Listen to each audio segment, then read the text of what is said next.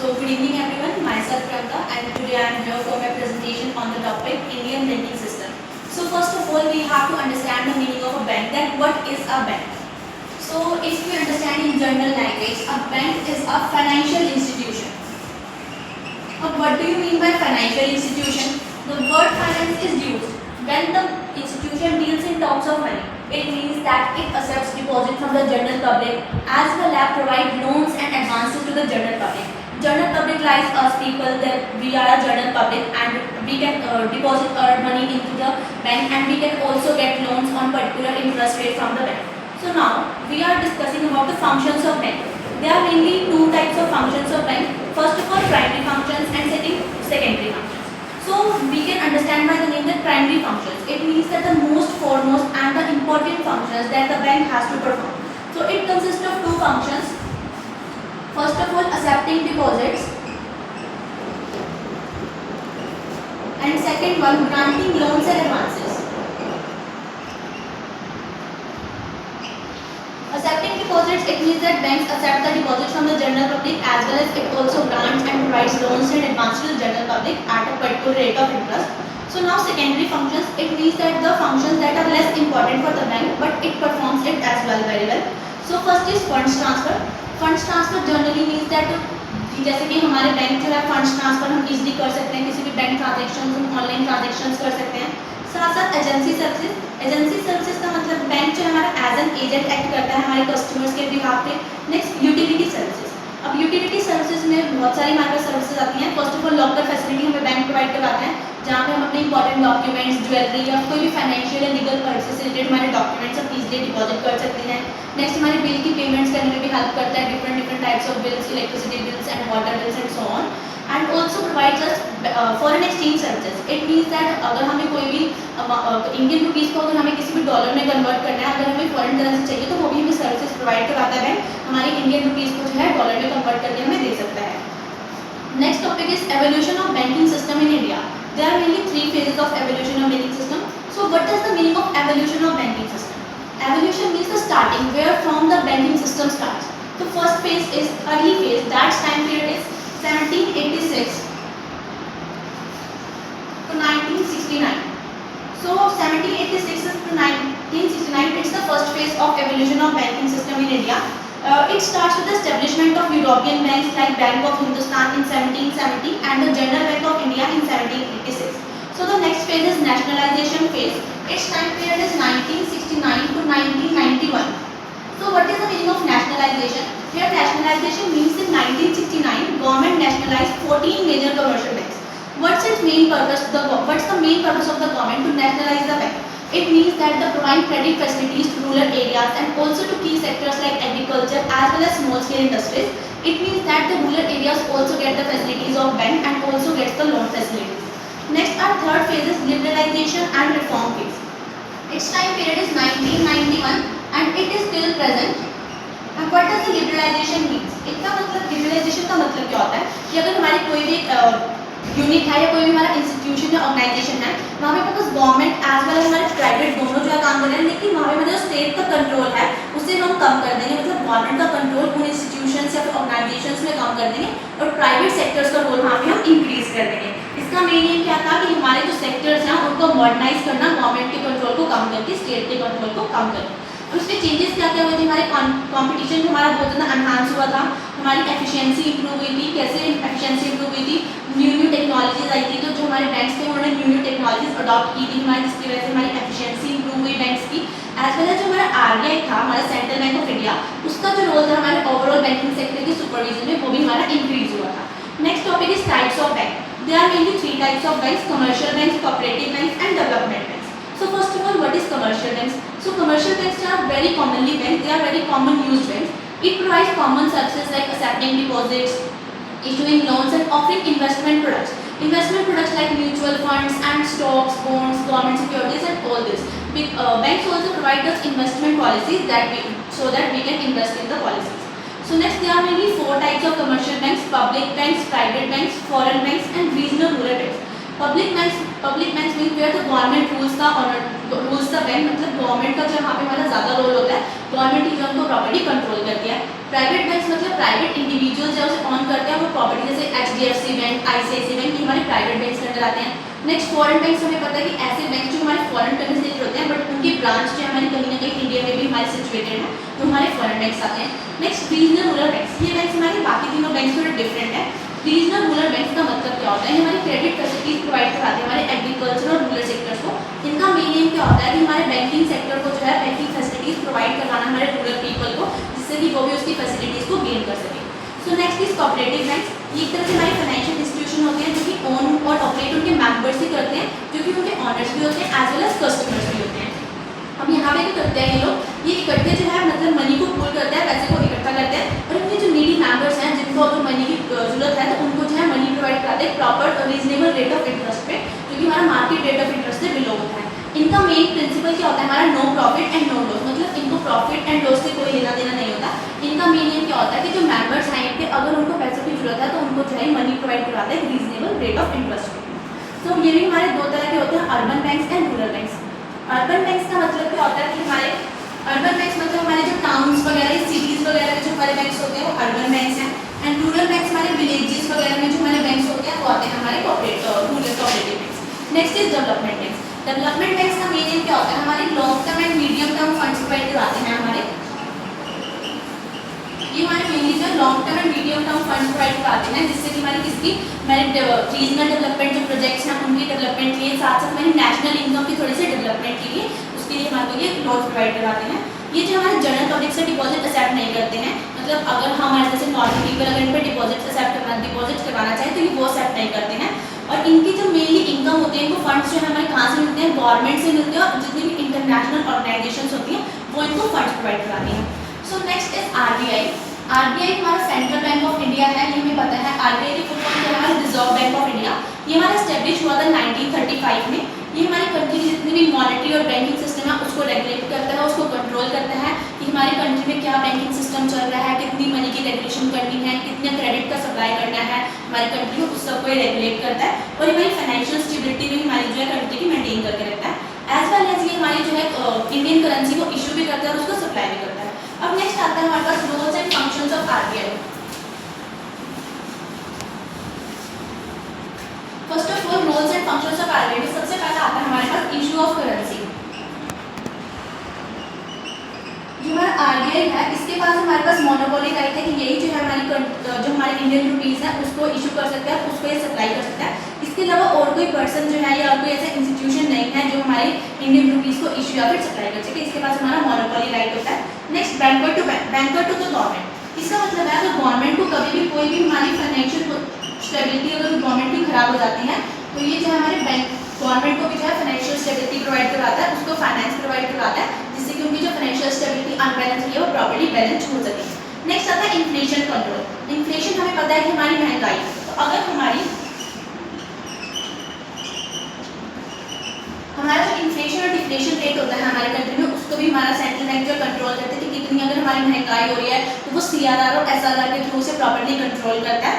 Then next आता है हमारे पास बैंकर टू द बैंक्स। अब banker to the bank as well as banker to the government is almost similar. Banker to the bank मतलब क्या होता है कि हमारे अगर बैंक्स जितने भी हमारे कमर्शियल बैंक्स हैं हमारी कंट्री के सिस्टम में, अगर उनको कोई भी फाइनेंशियल प्रॉब्लम आ रही है हमारी, तो अगर उनके पास अगर उनको कहीं से भी फाइनेंस जो है नहीं मिल पा रहे हैं तो उनका जो लास्ट ऑप्शन हमारा जो है सेंट्रल बैंक ही बचता है, RBI ही बचता है। तो बस सेंट्रल बैंक यानी कि RBI जो है हमें फाइनेंस प्रोवाइड करवा सकता है। नेक्स्ट आता है मैनेज फॉरेक्स रिजर्व। अब फॉरेक्स रिजर्व क्या होते हैं हमारे,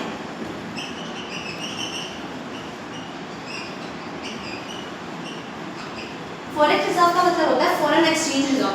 वही एग्जांपल क्या है कि अगर हमें इंडियन रुपीस को मान लो फॉरेन करेंसी में कन्वर्ट करना है, किसी भी फॉरेन करेंसी में, पाउंड्स में करना है या डॉलर्स में करना है, तो ये अपने पास फॉरेक्स रिजर्व मेंटेन करके रखता है कि अगर किसी भी टाइम पे किसी भी पीपल को या किसी को भी जो कंट्री में जरूरत पड़ जाए हमारी फॉरेन करेंसी की, तो वो इजीली उसको जो है कन्वर्ट करके दे देता है। नेक्स्ट आता है हमारे पास बैंकिंग रेगुलेशन एक्ट।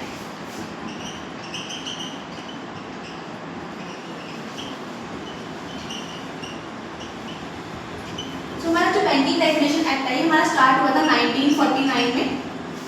इसका अर्लियर नेम था हमारा बैंकिंग कंपनीज एक्ट 1949। अब इसका नेम हो गया हमारा बैंकिंग रेगुलेशन एक्ट। ये जो हमारा RBI को जो है रेगुलेटरी और सुपरवाइजरी पावर प्रोवाइड करता है, मतलब जितना भी हमारा कंट्री में बैंकिंग सिस्टम है, बैंकिंग सेक्टर है, तो आरबीआई को वैसे हमारी पावर्स प्रोवाइड कराता है कि उस पूरे बैंकिंग सेक्टर को रेगुलेट कर सके और उसको प्रॉपर्ली सुपरवाइज कर सके। It means that the everything is under the control of RBI.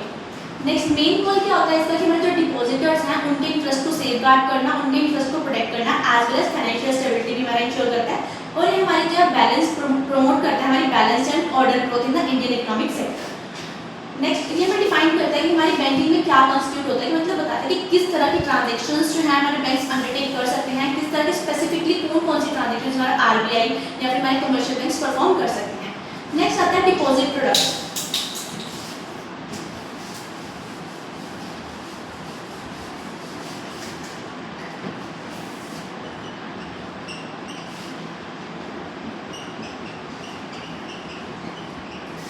Deposit products mainly हमारे पास 4 टाइप्स के आते हैं। First of all savings account. Savings account तो हमारे नॉर्मली जनरल पब्लिक जैसे कि हम जैसे आम जनता जो है अपने करते हैं, जैसे कि हमें कोई भी मनी अगर हम डिपॉजिट करते हैं बैंक में तो हमारे पास सेविंग्स अकाउंट होते हैं, हम स्मॉल सेविंग्स जो है बैंक में करते रहते हैं।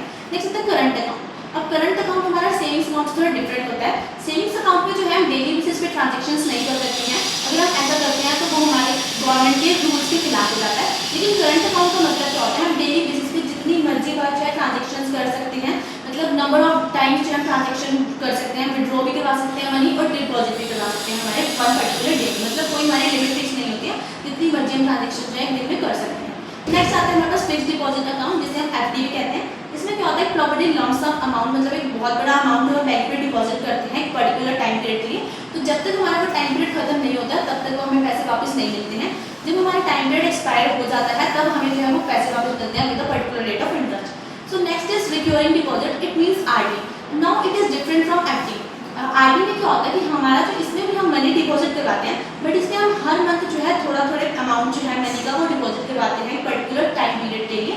लेकिन FD में क्या होता है कि हम एक पर्टिकुलर टाइम पीरियड के लिए जो इकट्ठे जो है लंप सम में मनी जो है डिपॉजिट करवा लेते हैं।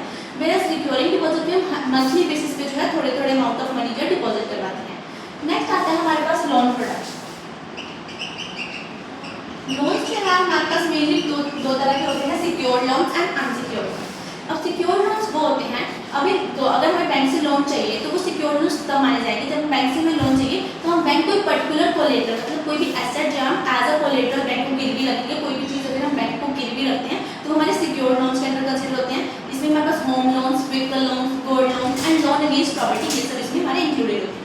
नेक्स्ट अनसिक्योर्ड लोन्स क्या होते हैं, इनके लिए ये हमारे को किस चीज़ में ग्रांट किए जाते हैं, हमारी इनकम के बेसिस पे, हमारी क्रेडिट हिस्ट्री के बेसिस पे और हमारी क्रेडिट वर्थनेस की, हमारी कितनी जो है एबिलिटी है क्रेडिट को पे आउट करने की, इंटरेस्ट रेट को पे आउट करने की, उस बेसिस पे दिए जाते हैं। इनके लिए हमें कोई भी कोलेटरल नहीं चाहिए होते, कोई भी चीज़ हमें गिरवी रखने की जरूरत नहीं होती है। इसमें हमारे पास पर्सनल लोन्स आते हैं, बिजनेस लोन्स आते हैं। पर्सनल लोन जैसे कि कोई वेडिंग्स के लिए या फिर कोई मेडिकल इमरजेंसी आ गया उसके लिए हमें जो लोन्स चाहिए। और बिजनेस लोन्स का मतलब क्या है कि हमें हमारे बिजनेस के एस्टेब्लिशमेंट के लिए या कोई कंपनी स्टार्टअप करनी है, कोई नया स्टार्टअप स्टार्ट करना है, उसके लिए हमें जो लोन चाहिए होता है मतलब बिजनेस लोन। नेक्स्ट आता है हमारे पास investment products.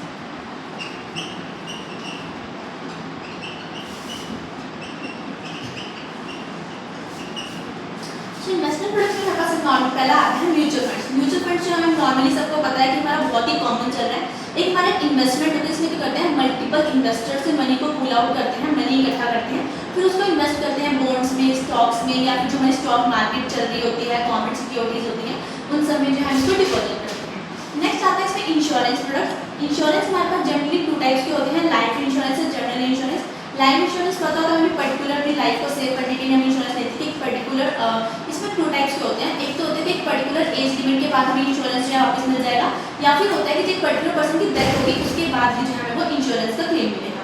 Next general insurance में हमारे पास बहुत तरह के इंश्योरेंस आते हैं, हमारे health insurance, motor insurance and home insurance and so on. It consist of many types of insurance. Next pension plans are very common are today's generation.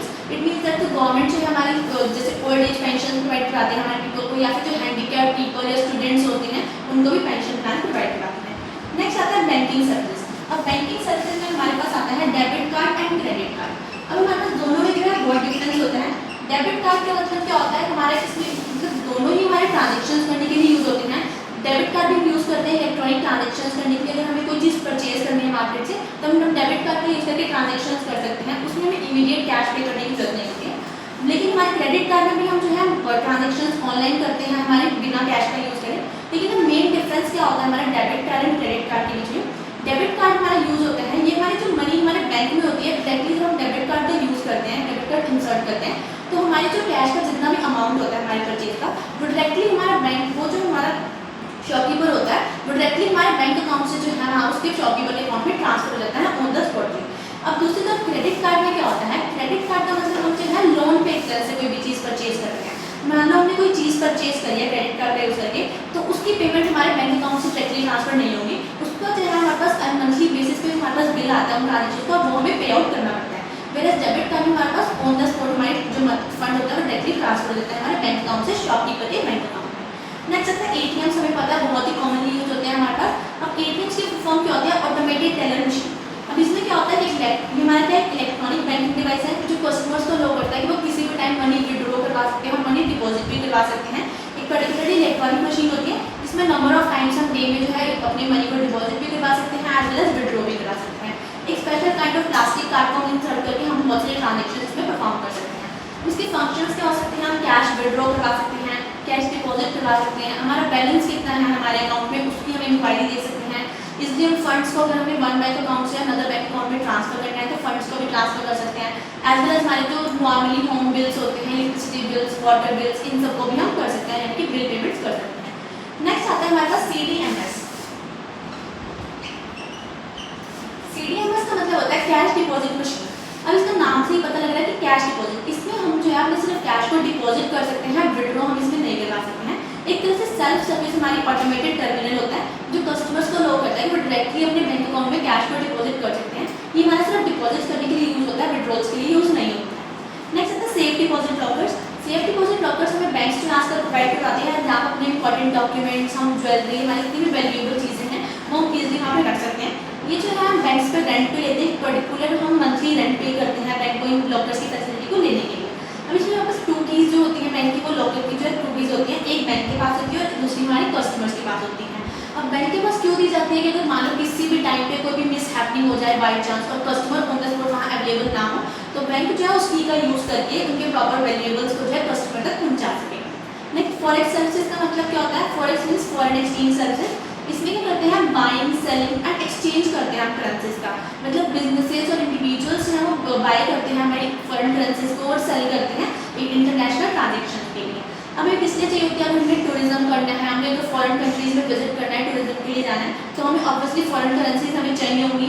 Internationally हमने कोई ट्रेड करना है या इंटरनेशनल हमने कोई दूसरी कंट्री में इन्वेस्टमेंट करनी है तो उसके लिए भी हमें फॉरेन करेंसी चाहिए होगी। नेक्स्ट आता है वेल्थ मैनेजमेंट सर्विसेज।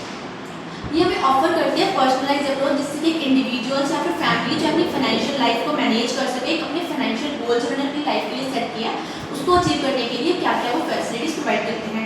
इसमें हमारे पास financial planning, tax planning and investment management ये सब हमारी इंक्लूड होती है।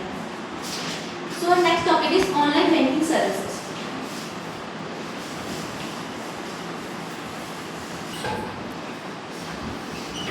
ऑनलाइन बैंकिंग सर्विसेज में फर्स्ट आता है हमारे पास अकाउंट्स मैनेजमेंट, मतलब अपने अकाउंट को जो है हम कैसे ऑनलाइन ओपन कैसे कर सकते हैं, उसके कुछ पर्टिकुलर स्टेप्स होते हैं।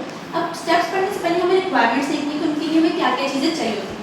फर्स्ट ऑफ ऑल हमें अपना ओरिजिनल पैन कार्ड चाहिए, एक आधार नंबर चाहिए जो कि हमारे मोबाइल नंबर से लिंक हो, साथ ही साथ एक ईमेल एड्रेस चाहिए और एक इंटरनेट एनेबल्ड डिवाइस चाहिए कैमरा एंड माइक्रोफोन के साथ। अब इसके स्टेप्स क्या होते हैं, सबसे पहले हम अपने प्रोसेस को इनिशिएट यानी कि स्टार्ट करेंगे बैंक की वेबसाइट से या फिर किसी भी मोबाइल ऐप के थ्रू। फिर वो जो भी पर्सनल इन्फॉर्मेशन या फिर जो भी पर्सनल डिटेल्स मांगेगा वो हम उसमें फिल आउट करेंगे। फिर उसके बाद हमारा OTP आएगा जो हमारा मोबाइल नंबर आधार कार्ड से लिंक था, उस पर हमारे पास OTP आएगा, वो OTP हमें उन्हें प्रोवाइड करवाना है। फिर उसके बाद क्या होगी, हमारी एक वीडियो KYC कॉल होगी हमारी बैंक एजेंट के साथ, जो कि हमारे जो है हमारे पैन कार्ड की लाइव फोटो को कैप्चर करेगा एज वेल एज हमारे सिग्नेचर जो होंगे वेरिफिकेशन के लिए उसको भी कैप्चर करेगा। अब इससे क्या होगा, हमारा न्यू अकाउंट जो है वो हम कस्टमर ID हमें रिसीव हो जाएगी।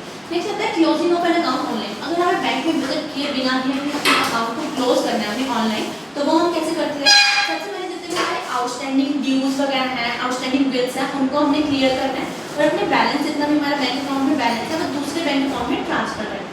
नेक्स्ट हमारे मोबाइल बैंकिंग अकाउंट में हमें लॉग इन करना है, वहाँ पे ऑप्शन आएगा अकाउंट क्लोजर या फिर सर्विस रिक्वेस्ट का ऑप्शन आएगा, उस पर हम क्लिक करेंगे। इसमें हमारे पास डिजिटल क्लोजर फॉर्म होगा, उसे हमें प्रॉपर्टी फिल आउट करना है, जो भी कोई इन्फॉर्मेशन मांगेंगे उसे फिल आउट करना है। फिर हमारे पास रिक्वेस्ट लेटर हमने साइन करना है, ID प्रूफ भी देना है, फिर हमने बैंकिंग कंफर्मेशन के लिए वेट करना है। अब हमारी कोई बैंक की पर्टिकुलर डेज लिमिट नहीं है कि कितने दिनों में जो है बैंक उस रिक्वेस्ट को एक्सेप्ट करेगा, it depends upon the banks फिर in how many days it accepts a request. Next managing accounts online. आप मैनेज तो हम बहुत तरीके से कर सकते हैं अपने अकाउंट्स को। इसमें हम डिजिटल पेमेंट्स भी कर सकते हैं जो यूजर्स को अलाउ करती हैं कि वो अपने पर्सनल या फिर बिजनेस अकाउंट्स को देख सकें, साथ साथ उनके ऊपर कंट्रोल कर सकें। इसमें क्या क्या फीचर्स होते हैं, अपनी ट्रांजेक्शन हिस्ट्री देख सकते हैं, बिल पेमेंट्स कर सकते हैं, अपनी पर्सनल इन्फॉर्मेशन को अपडेट कर सकते हैं, आज कल हम फंड्स को भी ट्रांसफर कर सकते हैं। नेक्स्ट आता है हमारे पास फंड्स ट्रांसफर। फंड्स ट्रांसफर हमारे पास मेनली दो चीज़ें आती हैं, NEFT and RTGS।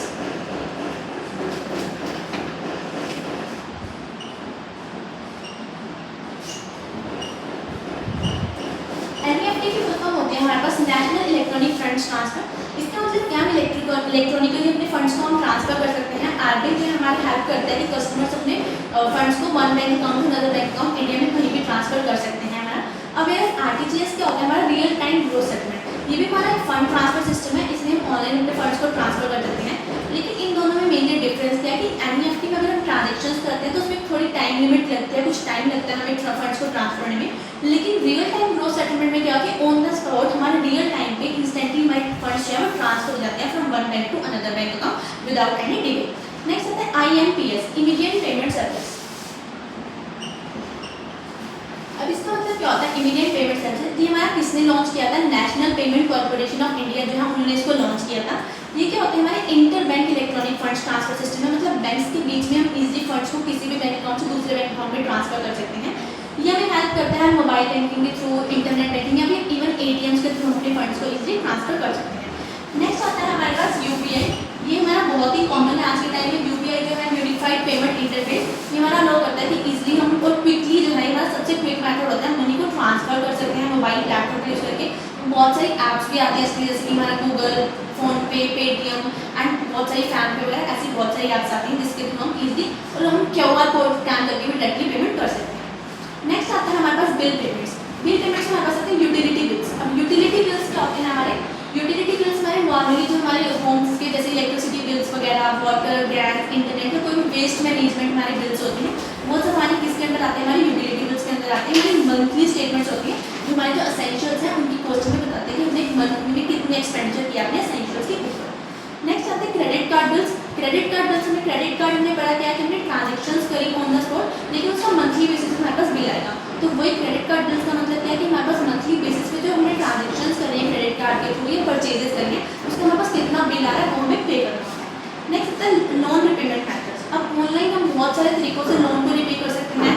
Net banking के थ्रू कर सकते हैं। नेट बैंकिंग में क्या आता है, हमारे पास NEFT आता है एंड RTGS आता है।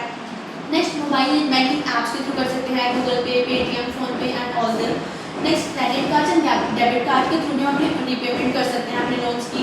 डायरेक्टली QR कोड स्कैन करके हम पेमेंट्स कर सकते हैं। And automated clearing house. अब ऑटोमेटेड क्लियरिंग हाउस का मतलब क्या होता है कि बैंक में हमने एक पर्टिकुलर लिमिट सेट कर रखी है, बैंक को एक पर्टिकुलर डेट बता रखी है कि किस डेट पे हमारी जो है कोई भी जो इंटरेस्ट की पेमेंट है या लोन की पेमेंट है वो जाएगी। तो बैंक जो है ऑटोमेटिकली हमारे अकाउंट से जो फंड है वो ऑटोमेटिकली उस पर्सन के अकाउंट में ट्रांसफर करेगा जिससे हमें लोन की रिपेमेंट करनी है। नेक्स्ट टॉपिक आता है online shopping and e-commerce transaction.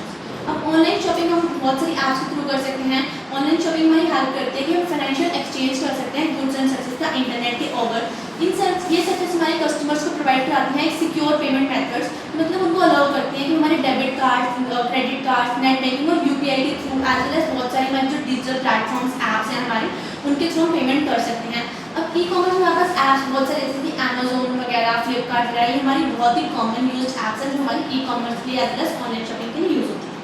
Next हमारे पास आता है buying and selling stocks using Indian online banking system. अब हम स्टॉक्स को जो है कैसे बाय कर सकते हैं एज वेल एज कैसे सेल कर सकते हैं। अब इसका हमारे पास एक पर्टिकुलर प्रोसेस होता है।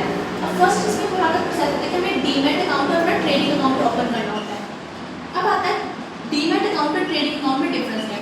दोनों हमारे यूज होते हैं स्टॉक्स की बाइंग एंड सेलिंग के लिए हमारे, बट डिफरेंस क्या है कि जो हमारा डीमैट अकाउंट होता है वो हमारे शेयर्स को इलेक्ट्रॉनिकली होल्ड करके रखता है, वेयर ट्रेडिंग अकाउंट हमें अलाउ करता है कि अपने शेयर्स को जो है बाय और सेल कर सकते हैं स्टॉक मार्केट में थ्रू SEBI के थ्रू, यानी कि stock exchange board of India के थ्रू स्टॉक मार्केट में अपने शेयर्स को जो है बाय एंड सेल कर सकते हैं। नेक्स्ट इसमें स्टेप है लिंक योर बैंक अकाउंट। हमने अपने बैंक अकाउंट से प्रॉपर्टी लिंक करना है। फिर हमें एक ब्रोकरेज प्लेटफॉर्म चूज करना है कि हमें कौन से ब्रोकरेज मेथड का यूज़ करना है अपने शेयर्स को ट्रांसफर करने के लिए, या फिर हमने जो अपने स्टॉक्स को बाय या फिर सेल करना है उसके लिए हमें कौन सा मेथड चाहिए वो चूज़ करना है। नेक्स्ट हमारा ट्रेडिंग अकाउंट हमें फाइंड करना है। नेक्स्ट स्टेप लास्ट के हम ट्रेडिंग को ईजिली स्टार्ट कर सकते हैं। सो our last topic is top Indian banks offering online stock trading. हमारे कौन कौन से ऐसे इंडियन बैंक्स हैं जो ऑनलाइन स्टॉक ट्रेडिंग हमें ऑफर करते हैं? वहाँ पर बहुत सारे बैंक्स हैं, इसमें private banks as well as public bank दोनों इंक्लूड होते हैं. First of all ICICI bank हमें ऑनलाइन सर्विसेज प्रोवाइड कराता है, जिससे हम स्टॉक मार्केट में जो है इजीली स्टॉक्स को परचेज कर सकते हैं और ट्रेडिंग भी कर सकते हैं स्टॉक की.